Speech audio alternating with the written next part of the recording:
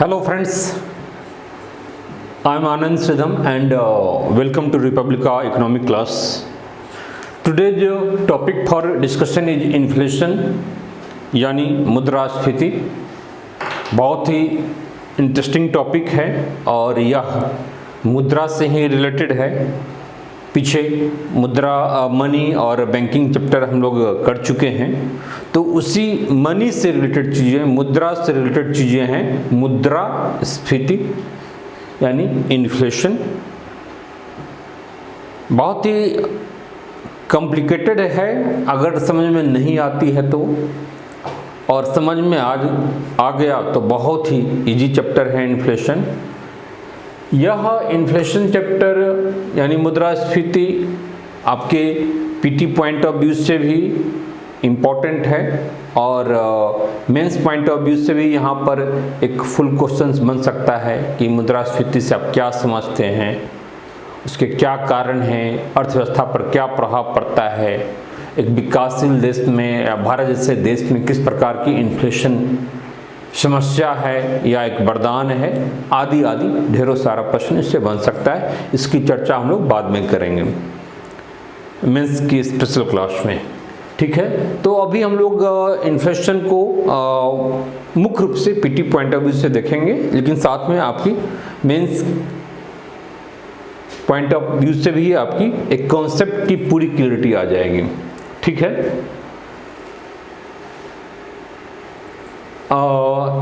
इधर आपका मुद्रास्फीति पर आप सबसे पहले तो मैं क्लियर कर दूं कि जो भी इन्फ्लेशन पर आपका जो स्टडी मटेरियल है वह आपको रिपब्लिका आईएएस का जो ऐप है उस ऐप पर अवेलेबल हो जाएगा, और इसे आप लोग अपने मोबाइल के प्ले स्टोर में जा कर के इसको इंस्टॉल कर लेंगे तो पीडीएफ फॉर्मेट आपको वहीं से मिल जाएगा। इसलिए घबराना नहीं है, एक सफिशिएंट मटेरियल आपको मिल जाएगा।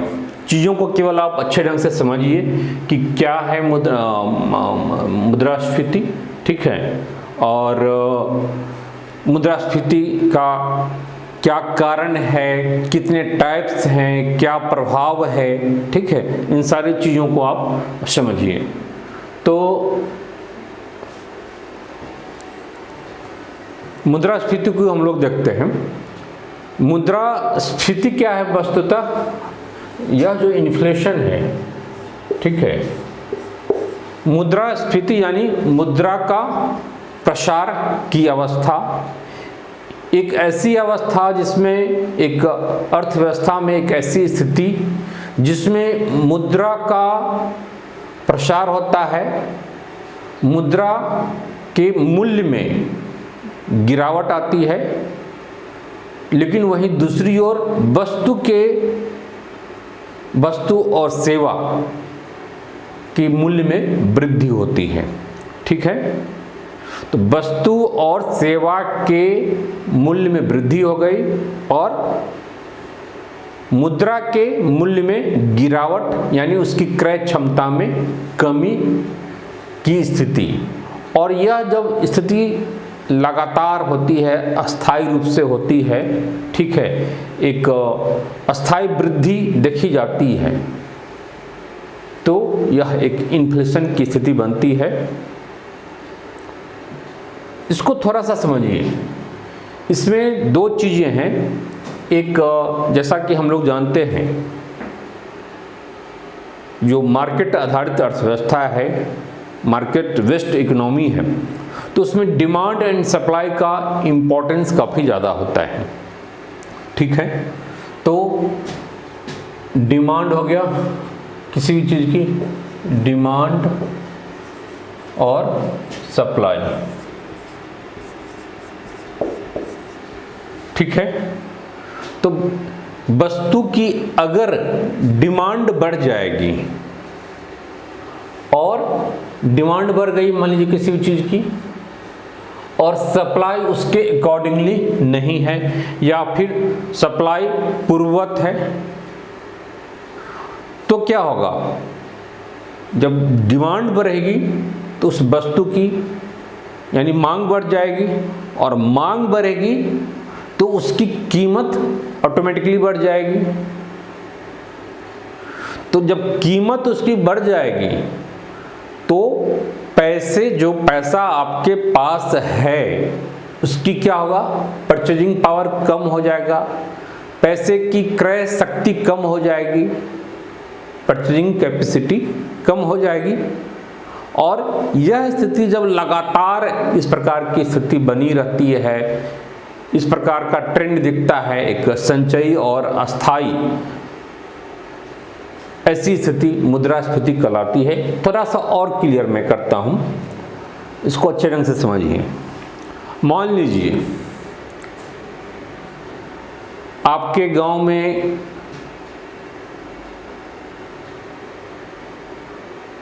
घी का प्रोडक्शन, ठीक है,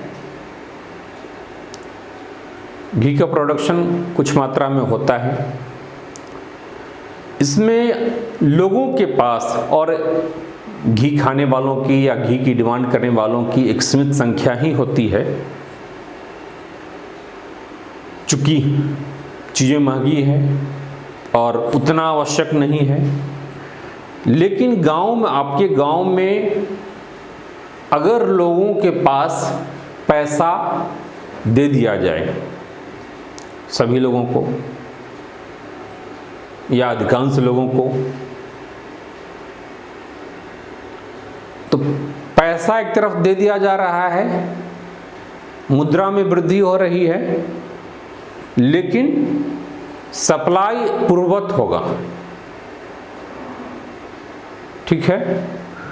तो क्या होगा, चूंकि लोगों के पास में पैसा आ गया तो डिमांड में वृद्धि होगी, और जब डिमांड में वृद्धि होगी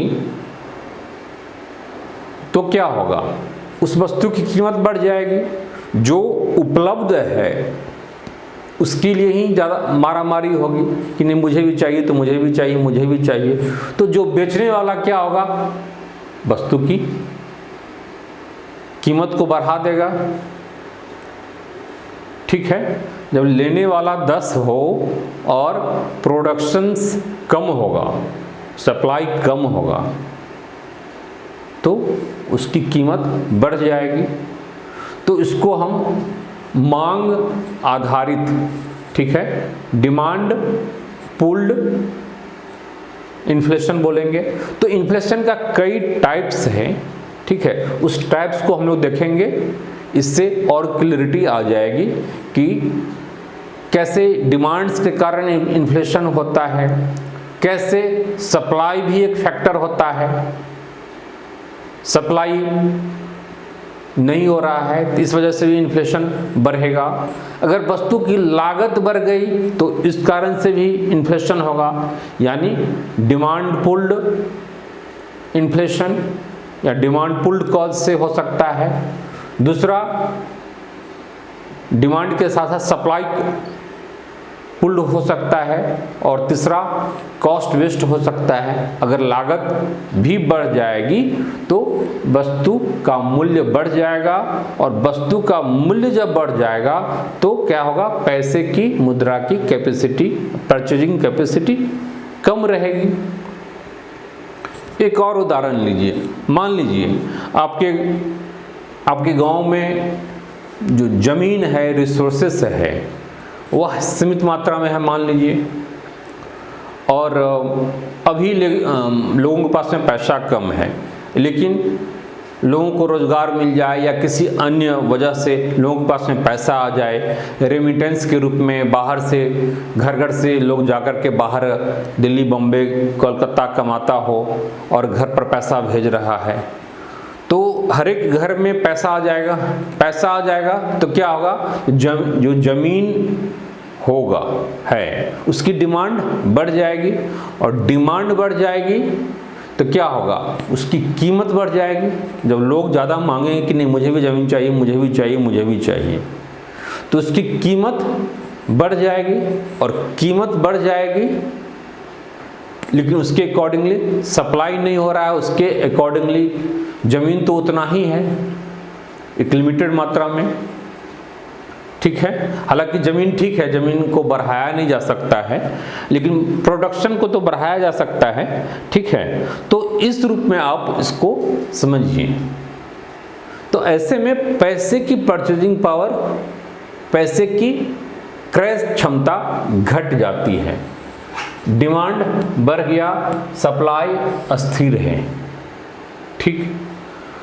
दूसरा, इस कंडीशन में क्या होगा, जो पैसा है आपके पास, मनी है, मनी की जब डिमांड बढ़ेगा तो मनी की परचेजिंग पावर कम हो जाएगी। एक फैक्टर आपका डिमांड और सप्लाई का है, ठीक है, और एक दूसरा पहलू मनी का है, ठीक है। तो जब डिमांड बढ़ेगा तो डिमांड बढ़ने से क्या होगा, मनी की परचेजिंग कैपेसिटी कम होगी, ठीक है। तो यह इन्फ्लेशन का एक महत्वपूर्ण कारण है।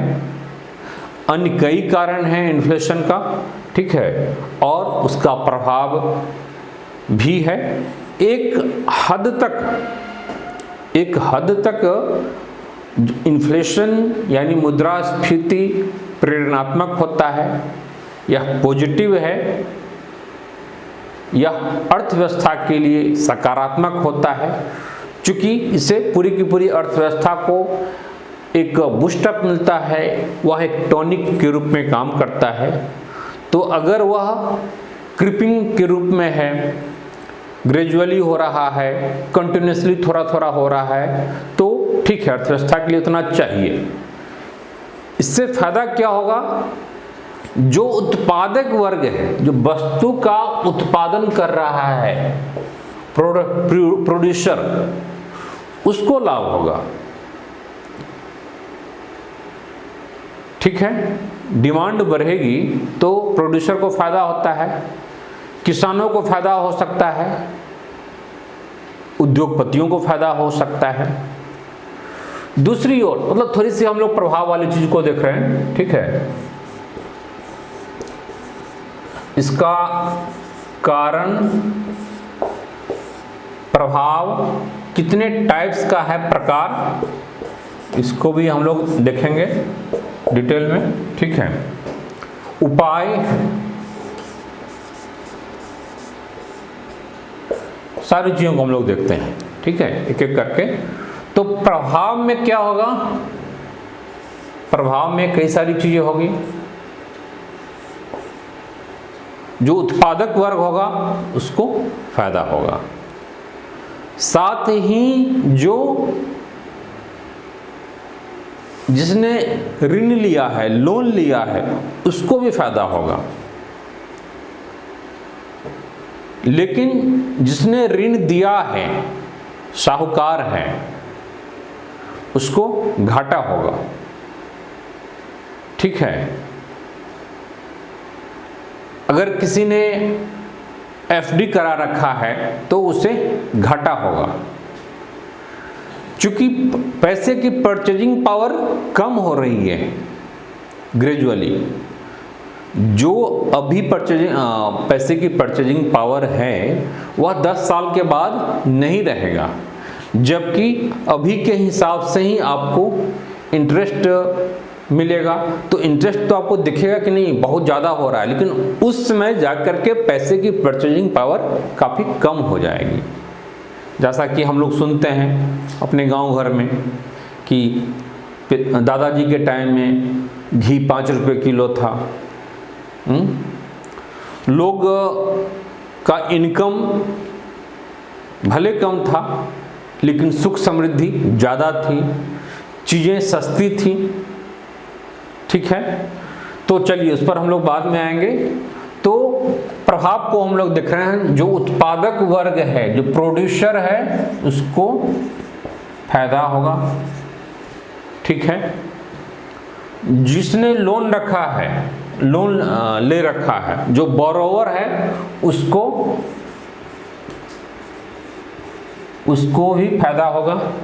लेकिन वही जो लेंडर है, जिसने लेंड किया है, ठीक है, जिसने ऋण दिया है, उसको ये फायदे में होगा, ये भी फायदे में होगा, लेकिन जो लेंडर है उसको घाटा होगा। इन सारी चीज़ों को ध्यान से देखिए, यहाँ से क्वेश्चन बनेगा आप लोगों का, इसी कॉन्सेप्ट से क्वेश्चन बनेगा, ठीक है, और वहाँ पर प्रॉब्लम आपको आ सकती है।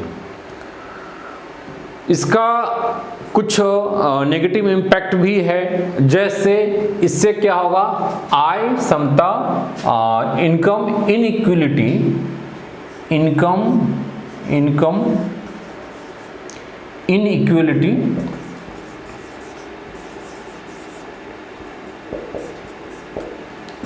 बढ़ सकती है। यह एक नकारात्मक प्रभाव हो सकता है, ठीक है, क्योंकि जिसके पास पैसा है वह ज़्यादा फायदे की स्थिति में होगा, जिसके पास पैसा नहीं है वह घाटे की स्थिति में होगा।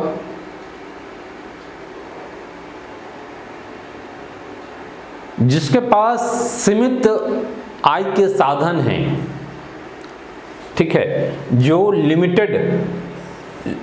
लिमिटेड इनकम वाला व्यक्ति है, लिमिटेड इनकम, मान लीजिए कोई सैलरी बेस्ड आदमी है, ठीक है, तो क्या होगा उसका, क्योंकि मुद्रा की, पैसे की परचेजिंग पावर कम हो रही है और उसके अकॉर्डिंगली अगर उसका इनकम नहीं बढ़ रहा है, उसकी सैलरी नहीं बढ़ रही है, सरकार उसका वेतन नहीं बढ़ा रही है उस इन्फ्लेशन के हिसाब से, तो क्या होगा, इन्फ्लेशन का निगेटिव इम्पैक्ट होगा। लेकिन जो लिमिटेड इनकम वाला ग्रुप नहीं है, तो पैसा अनलिमिटेड है, असीमित है, बिजनेस है, व्यापार है, तो चूंकि वह कहीं न कहीं प्रोड्यूसर के वर्ग में है, उत्पादन कर रहा है, तो मार्केट में वस्तु की कीमत बढ़ जा रही है, वस्तु की कीमत बढ़ जा रही है तो किसानों को फायदा होगा, व्यापारियों को फायदा होगा, उत्पादकों को फायदा होगा। तो जो असीमित आय वर्ग वाला लोग है, ठीक है, उससे फायदा होगा, ठीक है, लिमिटेड इनकम वाले को घाटा यहाँ पर हो सकता है, ठीक है, क्योंकि मुद्रा की परचेजिंग पावर यहाँ पर कम हो जाती है। इसी बेस पर आप इसको समझ सकते हैं कि इनइक्वलिटी बढ़ सकती है, ठीक है, समाज में असमानता बढ़ सकता है। जिसके पास पैसा है, ठीक है, उसके पास धनी वर्ग और इससे धनी हो सकता है और निर्धन लोग और निर्धन होगा, क्योंकि निर्धन लोगों को अपनी आय उनका उस रूप में नहीं बढ़ रहा है, और जो उसके पास पैसा है उसकी परचेजिंग पावर कम हो गई। तो परचेजिंग पावर कम हो गई तो जिस पैसे में पहले ज़्यादा वह चावल, दाल, गेहूं खरीद पाता था, अब उस हिसाब से नहीं खरीद पाएगा, तो उनको घाटा होगा। असमानता, इनइक्वलिटी बढ़ सकती है, ठीक है। दूसरी महत्वपूर्ण बातें हैं कि हमारा निर्यात आयात भी प्रभावित हो सकता है। हमारे निर्यात को यानी एक्सपोर्ट को घाटा हो सकता है। जो हमारा एक्सपोर्ट है उसे घाटा हो सकता है, एक्सपोर्ट कम हो सकता है। क्यों? पैसे का अवमूल्यन हो गया, अवमूल्यन नहीं, इन्फ्लेशन हो गया, यानी पैसे की परचेजिंग पावर कम हो गई। तो जब पैसे की परचेजिंग पावर कम हो जाती है तो उसमें क्या होगा कि लागत बढ़ जाएगी, और जब लागत बढ़ जाएगी तो क्या होगा, वस्तु की कीमत यानी बढ़ गई। जब कीमत बढ़ जाएगी तो आप इंटरनेशनल मार्केट में अपने वस्तु को आप महंगे में बेचेंगे, और महंगे में बेचेंगे तो आप कंपीट नहीं कर पाएंगे। चाइना की वस्तु, चीन की वस्तु आकर के सस्ते में मिल जाएगा, तो आपका निर्यात क्या कंपीट कर पाएगा? नहीं कर पाएगा। तो निर्यात को घाटा हो सकता है अगर पैसे की परचेजिंग पावर कम हो जाए तो, ठीक है। वहीं क्या होगा, आयात को उससे प्रमोशन होगा, निर्यात को घाटा होगा, तो एक नेगेटिव इम्पैक्ट है। तो ये सारी चीजें हैं, इसका इम्पैक्ट है, इसका प्रभाव है, ठीक है। इससे क्या होगा कि ओवरऑल व्यापार संतुलन हमारे अगेंस्ट में जा सकता है। यही वजह है कि कुछ देश अपने पैसों का अवमूल्यन कर देते हैं, डिवैल्यूएशन कर देते हैं, पैसे का मूल्य गिरा देते हैं, ठीक है। और जिससे उनकी इंटरनेशनल मार्केट में उनकी द्वारा प्रोड्यूस की गई गुड्स एंड सर्विसेज क्या होता है, सस्ता हो जाता है। इस टाइप की चीजें, हरकतें चाइना खूब करता है। या फिर कृषि आइटम्स पर सब्सिडी दे दिया, सब्सिडी दे देने से क्या होगा, वस्तु की कीमत कम आएगी, लागत कम आएगी, लागत कम आएगी तो इंटरनेशनल मार्केट में वह उसकी डिमांड ज़्यादा होगी, निर्यात बढ़ेगा। तो ये सारी चीज़ें इसका प्रभाव है, ठीक है। कारण में थोड़ा सा हम लोग और देख लेते हैं और फिर प्रकार को देखेंगे कि कारण और प्रकार क्या क्या है, ठीक है।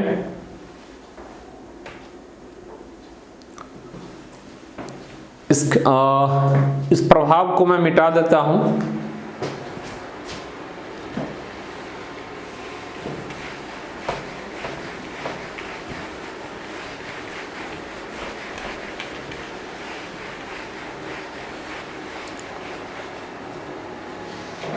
कारण में जैसा कि बताया कि कारण मुख्य रूप से एक डिमांड पुल कॉज है, और दूसरा डिमांड के साथ साथ सप्लाई एक फैक्टर है, ठीक है।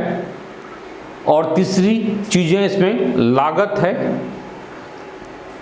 लागत भी मैटर करता है।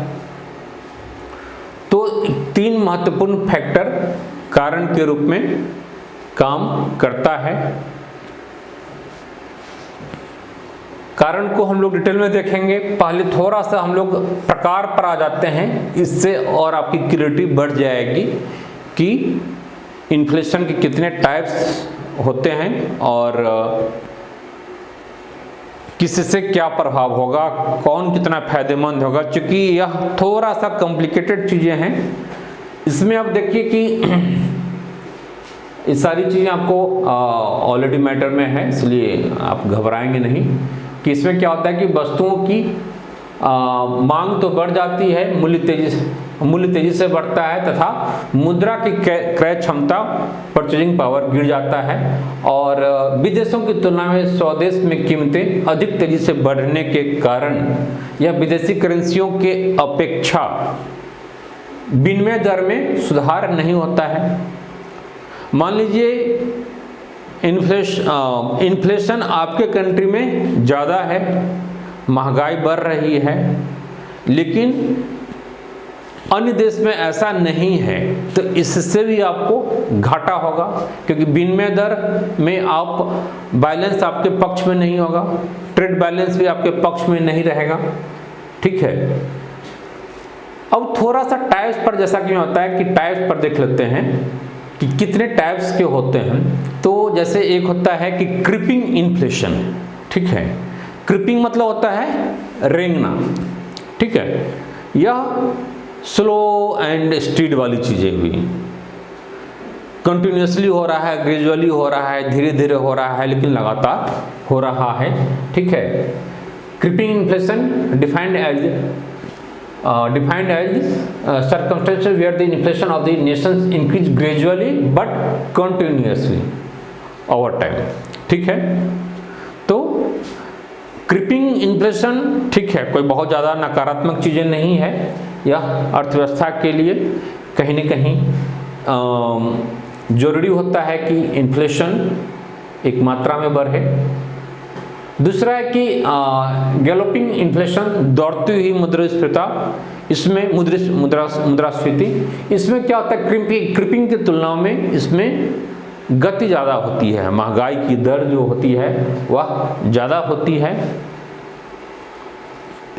तीसरा है कि हाइपर इन्फ्लेशन, जैसा कि नाम से ही स्पष्ट है, हाइपर होता है, यह अधिस्फीति है, और यह क्या होता है, बहुत ही हाई होता है, ठीक है, बहुत ही हाई होता है, एक्सेलरेटिंग इन्फ्लेशन है एक तरह से, तो यह नुकसानदायक हो सकता है जो हाइपर इन्फ्लेशन है। स्ट्रक्चरल इन्फ्लेशन है, हमारी अर्थव्यवस्था में संरचना के कारण जब इन्फ्लेशन की स्थिति पैदा होती है जिसमें हमारी आधारभूत संरचना सही नहीं होती है, चाहे वह फिजिकल इंफ्रास्ट्रक्चर हो या फिर सोशल इंफ्रास्ट्रक्चर हो, तो उसमें क्या होता है कि हम वस्तुओं की सप्लाई उस रूप में नहीं हो पाती है। डिमांड तो होने लगता है विद द टाइम, लेकिन वस्तुओं की सप्लाई नहीं बढ़ रही है, प्रोडक्शन नहीं बढ़ रहा है। तो यह हमारे कहीं न कहीं अवसंरचना के कारण, इंफ्रास्ट्रक्चर के कारण होता है, और विकासशील देश में इस प्रकार की संरचनात्मक मुद्रास्फीति की टेंडेंसी ज़्यादा होती है, जहाँ पर सप्लाई के स्तर पर लैकिंग हो जाती है।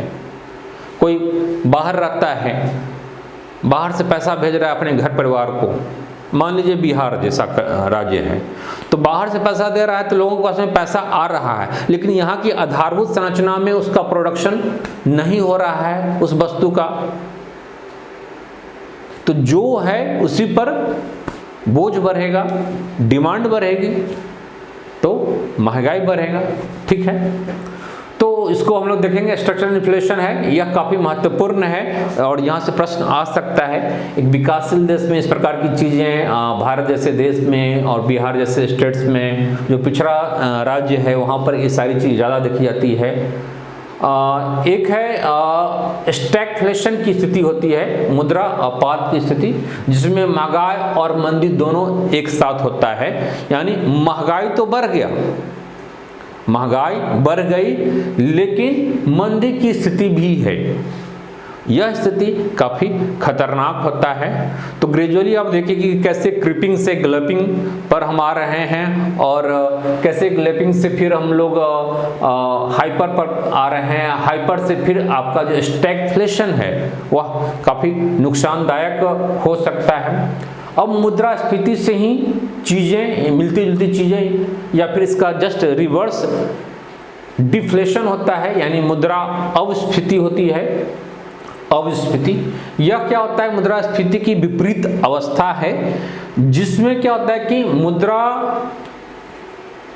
और सेवा के मूल्य में कमी आ जाती है, ठीक है, और लेकिन मुद्रा के मूल्य में वृद्धि हो जाती है, ठीक है। तो आम बोलचाल की भाषा में से ऋणात्मक मुद्रास्फीति कहते हैं। प्रश्न बन सकता है कि ऋणात्मक मुद्रास्फीति किसे कहते हैं, तो वह डिफ्लेशन होता है, मुद्रास्फीति की स्थिति होती है जिसमें वस्तु की या सेवा का मूल्य कम हो जाता है और मुद्रा बढ़ जाता है, मुद्रा की मूल्य में वृद्धि होती है, ठीक है।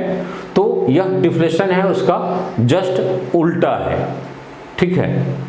अब है कि ये सारा आपका टाइप्स हो गया। एक कोर इन्फ्लेशन की चीज़ आती है, इसमें क्या होता है कि जो अस्थायी मुद्रास्फीति है या कोर इन्फ्लेशन है, इसमें हम फूड और एनर्जी को इंक्लूड नहीं, सेक्टर को इंक्लूड नहीं करते हैं। हाँ, we does not include those food and energy, ठीक है। क्यों? इसमें क्या होता है कि ज़्यादा वोलाटाइल होता है, ठीक है। तो कोर इन्फ्लेशन में हम फूड और एनर्जी को एक्सक्लूड करके देखते हैं, तो ये कोर हो गया। अब है कि इन्फ्लेशन को, अवस्थिति को भी हम लोगों ने देख लिया। कारण को अब हम लोग थोड़ा सा एक एक करके डिटेल में देखते हैं कि मुद्रास्फीति का क्या कारण है। प्रकार को हमने देख लिया, कारण को देखें तो पहला कारण जो है वह डिमांड पुल है, दूसरा सप्लाई पुल्ड कॉज है, और तीसरा कॉस्ट पुल्ड कॉज है, ठीक है। तो जो मांग आधारित कारण होता है, इसमें क्या होता है कि अगर मान लीजिए किसी देश का, समाज का, राज्य का जनसंख्या बढ़ जाएगी, ठीक है, तो जनसंख्या बढ़ जाएगी तो क्या होगा कि वस्तु की डिमांड बढ़ जाएगी और उसके अकॉर्डिंगली सप्लाई नहीं बढ़ रहा है, तो एक इन्फ्लेशन की स्थिति आएगी। पैसे की परचेजिंग पावर कम होगा। दूसरा है कि सार्वजनिक व्यय में वृद्धि हो जाए, खर्चा बढ़